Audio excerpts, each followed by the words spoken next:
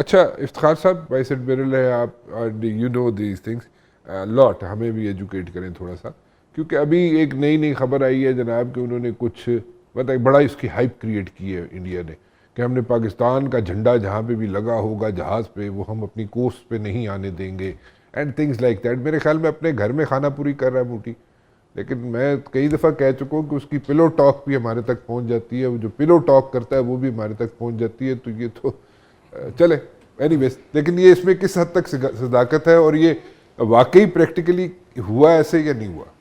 مجھے نہیں لگتا کہ اس قسم کی کوئی پاسبلٹی ہے. جیسے پہلے بھی آپ سے ذکر کر رہا تھا کہ جو پی این ایس سی کے جو جہاز ہیں ابھی ہمارے پاس، جس میں کہ پاکستانی فلیگ کا جس کہہ رہے ہیں، پاکستانی فلیگ والے فی الحال ہمارے پاس صرف ایک ہی شپنگ کمپنی ہے، پی این ایس سی. پی این ایس سی کے پاس تھوڑے سے جہاز ہیں، 8 سے 10 جہاز. وہ جہاز ٹینکرز ہیں اور بلک کیریئرز ہیں، کوئی کنٹینر کیریئر نہیں ہے. ٹینکرز اوبیسلی گلف سے تیل لے کر آتے ہیں یہاں پر، ان کا انڈیا کی کوسٹ کے پاس جانے کا کوئی سوال ہی پیدا نہیں. جو بلک ہے وہ کوئلہ لا رہے ہیں یا گندم یا کوئی اس قسم کی جو ان کو بلک کیریئر کہتے ہیں، وہ ہیں چند ایک، وہ بھی اگین وہاں سے نہیں آتے. تو اس لیے یہ زیادہ ان کی انٹرنیٹ ٹاک ہے. لیکن یہ صحیح ہے کہ ہماری کوئی 30% کے قریب ٹریڈ جو ہے وہ فار ایسٹ سے جو آتی ہے وہ انڈین کوسٹ کے ساتھ ساتھ آتی ہے.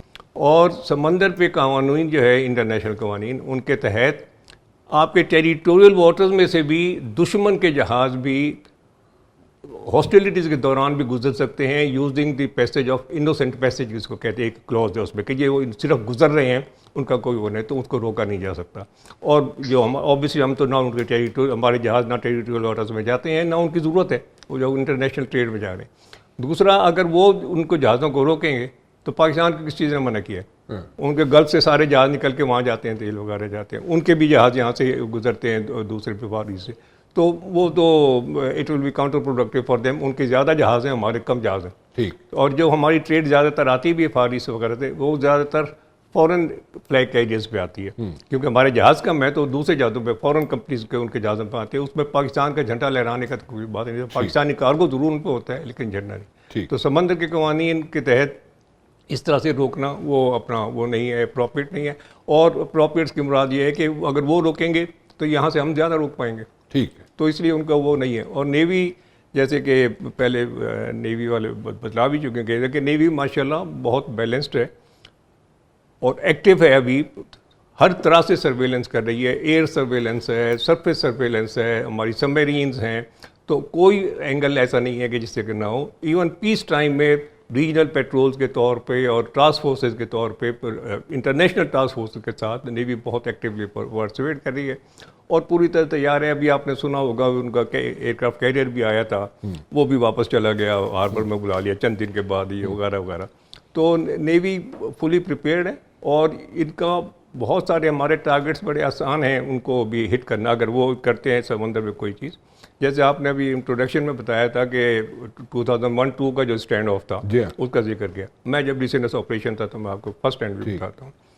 اس وقت بھی جب وہ یہ مئی میں جب سیکنڈ ٹائم ہائپ ہوئی تھی، ایک تو دسمبر میں ہوتا ہے، پھر مئی میں جب سیکنڈ ٹائم ہائپ ہوئی تھی، تو اس وقت نیوی نے بھی، ہم نے بھی اپنے جہاز وغیرہ ان کی طرف بھیجے کہ تاکہ وہ اور زیادہ ایگریسیولی، کیونکہ بیچ میں تھوڑا کام آ گیا تھا. پھر جب یہ ہوا تو نیوی میں بھیجی.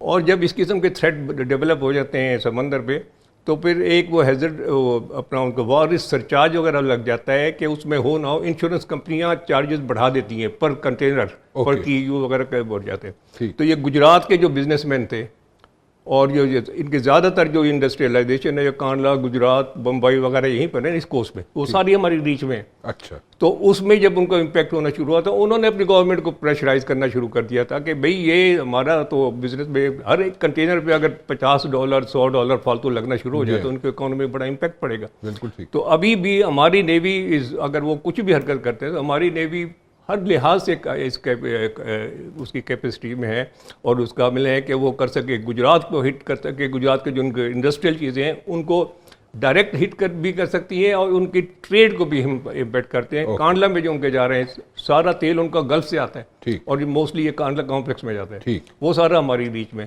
تو اس لیے ان کو جو ہے نا کس قسم کی بھول میں اوبیسلی میرے خیال میں نہ وہ ہیں اور نہ ان کو رہنا چاہیے. ریٹورک اپنی جگہ. ٹھیک ہے، بالکل ٹھیک ہے. عبداللہ صاحب میں معذرت چاہتا ہوں کیونکہ آپ دور بیٹھے، آپ چاہتے یہ تھے کہ آپ دور بیٹھے، یہاں پہ آنا نہیں چاہ رہے تھے، اس کے ملٹیپل ریزنز ہیں، وہ میں شو کے بعد پوچھوں گا آپ سے. لیکن مجھے یہ بتائیں اس وقت جو جس طریقے سے مودی ایکٹ کر رہا ہے، ٹھیک ہے بہار کے الیکشنز ہو گئے، سو مینی ادر تھنگس، ٹھیک ہے، اندر سے اس کو جناب اندر کے لوگ جو ہے اس کے اپنی فورسز کے لوگ بولنا شروع ہو گئے ہیں، اس کو تھریٹ کر رہے ہیں، سو مچ سو کہ تھریٹ کر رہے ہیں کہ مجھے نکالا تو آئی ٹیل دا ورلڈ کہ انکانسٹیٹیوشنل چیزیں کیا کر رہے ہو تم. اینڈ اس طرح کی سچویشن میں موڈی، جیسے کہ جنرل صاحب بھی کہہ رہے ہیں، موڈی کوئی اس قسم کی سچویشن میں کوئی جٹری ہو سکتا ہے، کوئی مطلب کہ ہو جاتا ہے نا بندہ ایک تھوڑا سا جٹری ہو جاتا ہے کہ یار بہت پریشر ہے انٹرنل، تو لیٹس ڈو سم تھنگ تاکہ میری فیس سیونگ ہو جائے. کوئی اس کے فیس سیونگ کے لیے کوئی چیز کر سکتا ہے، کوئی سٹیپ لے سکتا ہے؟ بسم اللہ الرحمن الرحیم. بہت شکریہ رانا صاحب، آپ نے پہلے مجھے کہا کہ تیار شیار ہوئے ہوئے ہیں. دیکھیں بات یہ ہے کہ جب دشمن کی طرف سے تھریٹ ہو تو تیاری خوب رکھنی چاہیے. ایکسرسائز وغیرہ شروع کر دی گئی ہے تاکہ ذرا جب کبھی موقع آئے تو پھر ہم بھی اپنے ارمان وغیرہ نکال لیں. جہاں تک بہرحال آپ کا بہت شکریہ. دیکھیں جہاں تک نریندر مودی کی بات ہے، نریندر مودی پہلی بات یہ ہے کہ دنیا میں جہاں بھی جنگیں ہوئی ہیں وہ مس انڈرسٹینڈنگ، غلط فہمیوں کی بنیاد کے اوپر ہوئی ہیں، اور یہ جو غلط فہمیاں ہوتی ہیں یہی بہت خطرناک ہوتی ہیں. مودی کو 2-3 غلط فہمیاں ان کی میرے خیال میں بڑی ٹیکٹیکل مسٹیکس ہوئی ہیں. پہلی بات یہ ہے کہ مودی سے جو ہماری پہلی ایک منتشر شدہ قوم تھی جس کو بڑے طریقے سے انڈین میڈیا نے اور ان کے سوشل میڈیا نے پروپوگیٹ کیا، لوگوں کے دلوں میں نفرتوں کے اور جھوٹ کے انبار جو ہے وہ بنے، اور نتیجہ یہ ہوا کہ ہم نے دیکھا کہ اس کا اثر پاکستان پہ یقیناً ہوا. وہ نریندر مودی کا ایک بہت بڑا فیلئر ہو گیا کہ اس نے جو ہے وہ اکٹھا کر دیا قوم کو. یہ قوم جو ہے ہمیشہ کٹھی ہو جاتی ہے، اور الحمدللہ آج پھر یہ اپنی افواج اپنی ریاست کے پیچھے کھڑی ہو گئی ہے. دوسری اس سے جو مسٹیک ہو گئی وہ یہ ہوا کہ اس نے جو ایک سمپتھی کارڈ کھیلنا تھا، جو وہاں دیکھیں اتنا بڑا ایک اگر واقعہ ہوتا ہے تو اصولاً تو اس کو یہ 27 لاشیں رکھنی چاہیے تھیں، ان کے تابوت دکھانے چاہیے تھے اور پوری جگہ واویلا کرنا چاہیے تھا.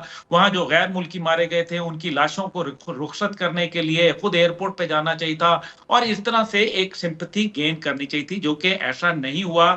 اسی وجہ سے سوالات اٹھنا شروع ہو گئے، اور 8 دن کے بعد ان کے جو نردرن کمانڈ کے فورسز کمانڈر ہیں general Suchindra Kumar, who was the former DG-MI and جو وائس چیف رہے اور متوقع جو مستقبل کے وہ آرمی چیف تھے، انہوں نے یہ کہا کہ یہ پہلگام کا واقعہ جو ہے یہ تو بھارت نے کروایا ہے، یہ پاکستان نے نہیں کروایا، جس کے اوپر ان کو اریسٹ کر لیا گیا. And that was the day جس کے اوپر میں نے یہ کہا کہ یہ بغاوت ہو گئی ہے فوج کے اندر. اگلے دن آپ نے دیکھا جو ایئر مارشل جو vice chief of air staff تھے ایس پی دھارکر کو جو ہے وہ انہوں نے وہاں سے سیک کر دیا.